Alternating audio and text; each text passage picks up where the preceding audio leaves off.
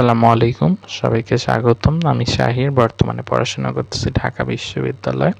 তো তোমরা যারা এইচএসসি পরীক্ষা শেষ করছো, তোমাদের সামনে প্র্যাকটিক্যাল পরীক্ষা, এবং প্র্যাকটিক্যাল পরীক্ষা নিয়ে আসলে অনেক কনফিউশন থাকে, জনমনে অনেক প্রশ্ন থাকে যে কেমনে 25-এ 25 পাবো। তো এটার জন্য আসলে অল্প কিছু বিষয় মেনটেন করা লাগে। প্রথমত হচ্ছে যে তোমার যে প্র্যাকটিক্যাল খাতা, দ্বিতীয়ত হচ্ছে যে পরীক্ষায় আসলে ওই দিন যে লিখবা তুমি, সেই লেখার মতো মোটামুটি জিনিস তোমার মাথায় থাকা লাগবে।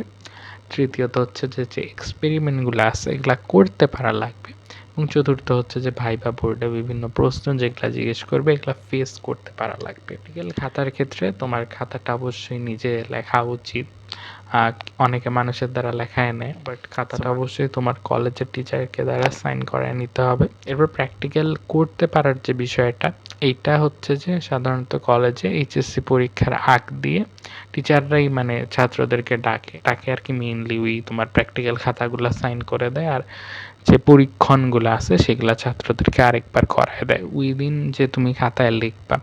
সেই লেখার ক্ষেত্রে একটু সাবধান থাকা লাগবে, কারণ কিছু কিছু জিনিস আছে এগুলা খুবই সেন্সিটিভ, এগুলা টিচারদের চোখে সহজেই পড়ে যায়, এবং এটা যদি মানে কোনো খারুস টিচারের চোখে পড়ে যায় এবং তিনি যদি তোমার 2-1 মার্ক কমায় দেয়, সেক্ষেত্রে তোমার করার কিন্তু কিছুই থাকবে না।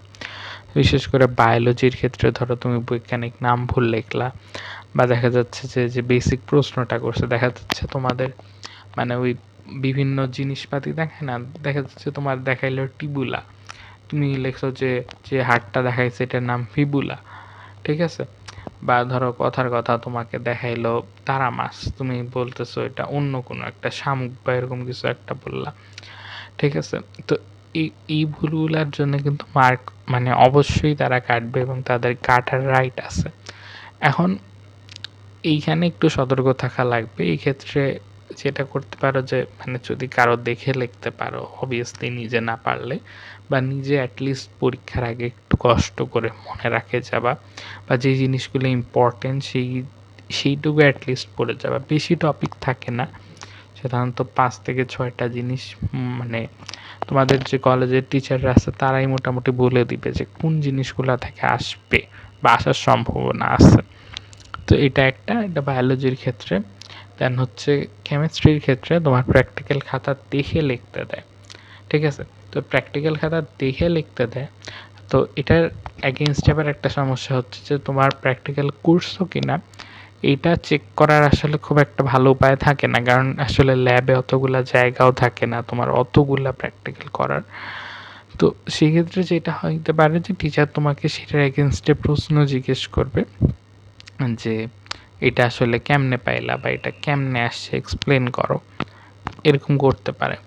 আর আরেকটা যে লবণটা অনেক সময় উল্টাপাল্টা হইতে পারে, তো সেক্ষেত্রে লবণের পরীক্ষাগুলো খুব একটা কঠিন না, এগুলো একটু দরকার হলে ইউটিউবে দেখে যাও, বা কোনোভাবে ওই কলেজের প্র্যাকটিক্যালে করতে পারো, বা ইউটিউবে দেখে যাইতে পারো, একটু দেখে যাইও। মানে দেখা যাচ্ছে যে কিছু কিছু লবণ আছে না যেগুলো একই রকম দেখতে, বাট সামান্য একটু পার্থক্য থাকে।